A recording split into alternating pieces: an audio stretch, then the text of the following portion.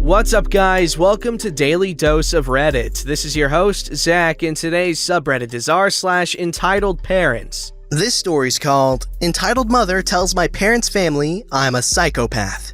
I'm not sure if this fits the entitled parent, but she's a parent, so I'm gonna write it here. A little background. My mother adopted me when I was a baby. Since then, she's been molding me into the care for her elderly years.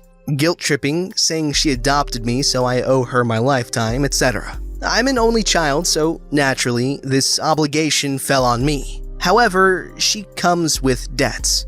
About $50,000 in debt. I have to take care of her, of my grandmother, of my uncle, and of my adoptive father, plus her debt. Therefore, in her mind, she cannot afford to have me running loose away from her. A little more background. I met my partner long way back. We were dating for 2 years, then I got pregnant. He's a very responsible man, so he would take care of the situation. We did not talk about marriage. We didn't want to get married, but seeing as it's the only way to give our child the best set of security and future, we married and I moved to his country. Yes, I was gonna leave my mother and all the responsibilities she pushed on me behind. The story. I was already 5 months pregnant when I had to travel across the continent to the other side of it. My partner and I bought my plane tickets, but my adoptive mother wanted to come with. My partner didn't mind because he didn't know her so well and maybe she should meet his family too. I complied as long as everyone was comfortable. My mother traveled with me on the plane.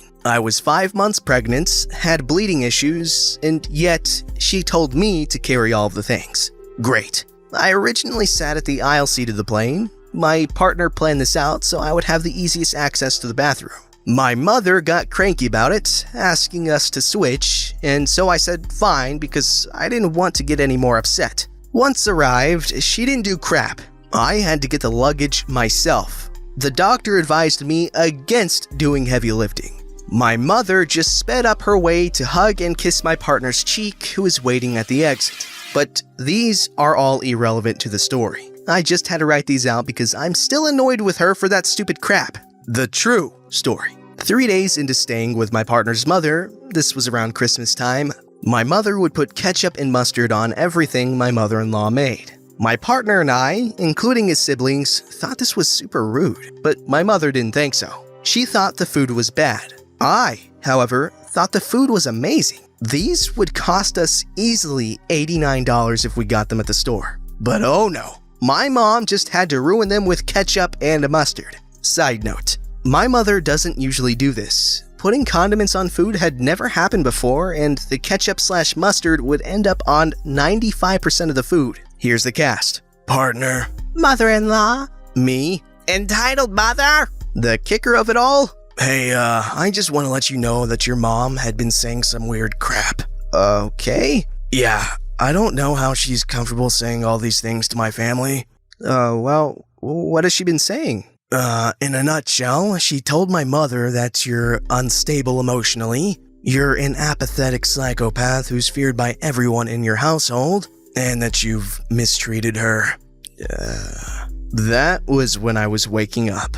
So once I took a thoughtful shower, got dressed, I went to ask my mother-in-law about it. Is it true that my mother has been saying some weird stuff to you? Yeah, the things she said, I know they aren't true at all. I knew you since you started dating my kid. You're nothing but a nice and kind girl. Thank you for not believing her. I would never ever believe her, OP. I know you, don't worry. She's not a real mother after all. So after confirming this with my brother-in-law as well, I went asking my mother about it. I heard you've been saying some weird things. I have absolutely no clue what you're on about. Don't lie. They all told the same story. Stop ruining my life already. I'm not. I just want to see if they can love you like I do. Very BS. I know you ruined my other relationships as well. She looks at me with shock in her eyes. I swear her face went pale. She didn't think I would know? The truth was, I asked my ex's friend about why he just left. He explained my mom was saying all these things and they scared him away. But in this relationship, I was pregnant.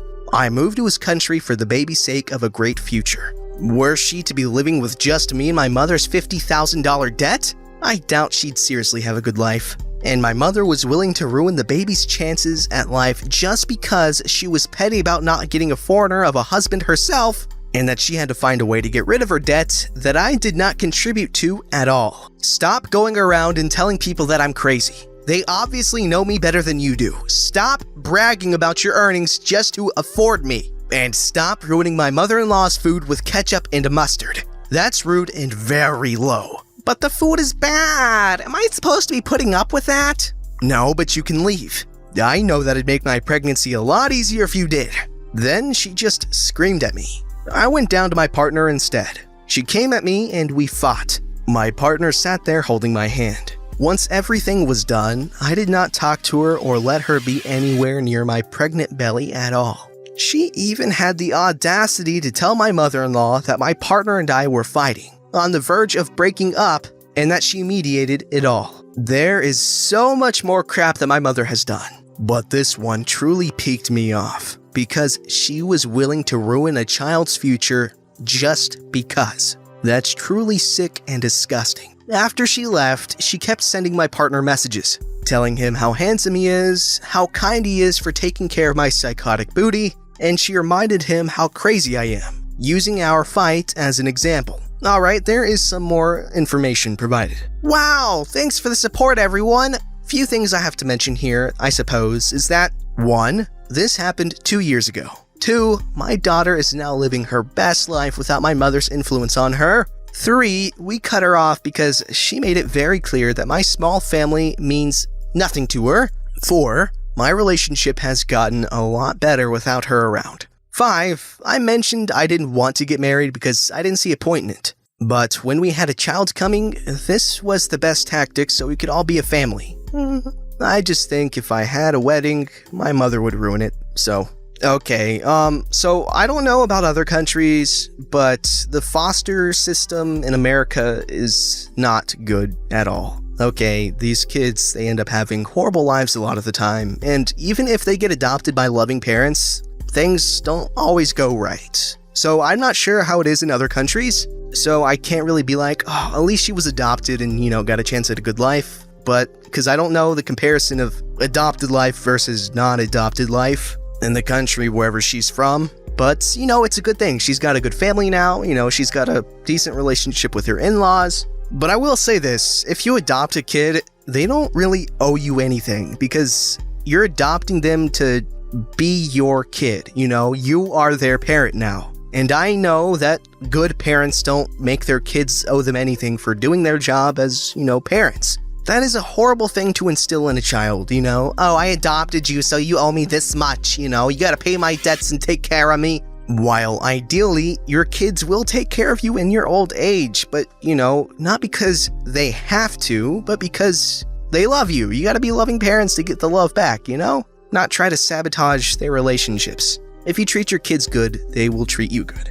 This story's called, Aunt Blames Me for Her Not Seeing My Grandma Before She Died, and I Should Pay a Fine I Got for Her Son's Unregistered Van. So, kinda long story. Now, I know what you're getting into. Background. I live in a small town in the middle of nowhere. All my family live in a city, a 2-day drive / 3-hour flight away. That's Australia for you. Same state, city is forever away. But I go down every year to do some volunteer work and see my grandparents. I go down for 2 weeks, but I'm busy the entire 2 weeks with volunteering and seeing as many people as I can. I have much younger siblings and they all stay with my aunt. I stayed at a hotel in the middle of the city to make sure I can get to where I need to be. My aunt kept messaging me. Let me know what days you have free so we can all go to see your grandmother together with your siblings. I told her, I still don't know my schedule yet. I'll be flat out and I'm staying near the hospital. You guys go whenever without me. I'll go when I have spare time. My brother asked me what my schedule's like and when we're all going to see her together, so I knew my aunt didn't relay the details. I told him the same thing. I'm busy. I don't know my schedule. Don't wait for me. Go see her. I'll see her when I can. I managed to see my grandmother a couple of times. The last time I made the hour drive to go pick up my brothers, and an hour back to the hospital to see her, an hour back to drop them off, then an hour back to my hotel. I did that because they still hadn't seen her yet and they needed to. That night, she passed away. I woke up to a ton of missed calls. When I called my aunt back, she said, Wow, you finally decided to check your phone and call back? Look, we're all meeting up at the hospital now. We'll see you there. I didn't really reply. I was still processing it all. I get there and everyone is a mess as usual. But my aunt was rude as hell. Said it's my fault that she wasn't able to see her one last time because I couldn't coordinate with her for a time and she was stuck waiting around for me. She lives here. She could have seen her every day the last few months. But I couldn't be bothered. I was still in shock. A lot of family were flying in that day as they heard the news. My aunt told me to take her son's van. I approach him, ask him if it's okay, and he gives me the keys. While driving, I got pulled over by the police. They ask whose car it is, and then they tell me it's unregistered. I get a fine, and in Australia, our fines are not cheap. $400, more in other states. He asks where we're off to, I explain, and he gives us a little permission slip to drive where we need to go, and that's it. I get back, and I'm angry. I've got a lot of strong emotions with everything going on, and I'm just really stressed. I say to the son/my cousin that I got a huge fine because his car isn't registered and that isn't cool. He was sorry and was real remorseful. He didn't have a lot of money. I knew he couldn't pay the fine for me. I just wanted to vent. My aunt interjects and says, "You're an adult. That's what happens and you gotta pay for the fines yourself." Pay for him not telling me his car isn't registered? Yes, as an adult you should ask those questions before you borrow someone's car. Is it registered? Is it safe to drive? You told me to drive it! If I came to you and wanted to borrow the car for a week, I'd ask these questions. If you ask me to go down the road and take his car, it's your responsibility to be aware of the condition of your things you're giving out and if it's safe to lend to others. No, what you need to understand as an adult, when someone lends something to you, you're in full responsibility of it. If it breaks while you have it, you need to fix it and have it returned in the same condition or better. That's what decent people do. Yeah, I see what you're saying, but nothing broke while I had it. I didn't borrow it for 3 months and the Rego ran out while I had it. It ran out a month ago. That's the same as you clipping the brakes before giving it to me. I crash and you saying it's my fault. I didn't do anything wrong. I drove safely. I was doing what you said. Are you saying it's my fault for your nephew not paying his Rego and telling me? He wasn't aware his Rego ran out. He had been overseas the past month. Forgot. I understand and I'm cool with him, just not her twisted logic. Yes, because that's what adults do. She rambled more, but I couldn't be bothered. We were both a little too emotional to be sensible. I said fine, spoke to him, and he was real sorry. I told him it was cool. Fast forward a year later. She won't let me drive any of their cars, use any of their things, because I don't understand how the world works and don't take responsibility. And blames me for her not seeing my grandmother before she passed. But I don't recognize it as my fault because I don't take responsibility for my actions. I just can't be bothered to talk to someone that still isn't open to listening. Here's some additional information. I just wanted to push forward how stupid the way she sees things is. All her kids are compulsive liars and thieves, not her fault. But my brother tried getting angry at the kids for stealing and breaking his laptop. But she said it's his fault for not taking care of his things and keeping them safe. My brother is a youth worker and stays on site with the kids for 3 to 4 days at a time. His laptop was in a bag in a crate tucked away. We stayed with our aunt to try and get a little footing when we started a new life in the big city. Boy, let me tell you, she is one of the greatest motivators to move out as quick as you can and not be fussy with where or who you live with next. Okay guys, is it just me or does it seem like she's always swimming in the longest river in Africa? Because it really seems like she's in denial. This story's called Entitled Mother Wouldn't Let Me Have My 18th Birthday Party at 8 p.m. because she's afraid of mass shootings. I'm a 17-year-old female who's about to turn 18 in a week. I had discussed my plans of having a birthday party to her weeks in advance, because that's just family policy. And she had given me her word that I could have anything I want for my birthday and invite whoever I want. But my mom has a history of saying promises, then taking back her word after the promise was made. So I knew to take this with a grain of salt, but I was still really excited. Fast forward to today. I tell her that the roller rink where I want my party to be held has a public session from 8 p.m. to 11 p.m. And that's when I want the party to start. 8 p.m.? Way too late! Can you have it in the afternoon and then come home at 6? But in the evening, they have the disco lights turn on and they play old school music too. They don't turn on the disco lights during the afternoon sessions. I don't care. Do you want to die? Get shot by a bad guy? What about all those nightclub shootings that happened last year? They all happened at night. Do you want that to happen to you? I'm getting slightly emotionally upset because I knew she would do something like this. Well, Mom, there's still security guards there, and it's an indoor setting that's perfectly safe. And I still have my pepper spray and taser you got me. Could you please make an exception for my birthday? You're not being a good kid for disrespecting me right now. When I was a kid, if I asked my mom to buy me a toy and she said no because we don't have money, I didn't cry. And look at you, you're crying. I can't believe you're about to be an adult and you're still crying like a little kid. Me? Now bawling? The difference between that example and my party is that your financial situation was tough. And we have the financial means to have my party, but you're too afraid of everything outside your house to even let me outside for more than a few hours at a time. You never leave the house because of how afraid you are. When he gets home, I'm talking to your father about how you're talking to me.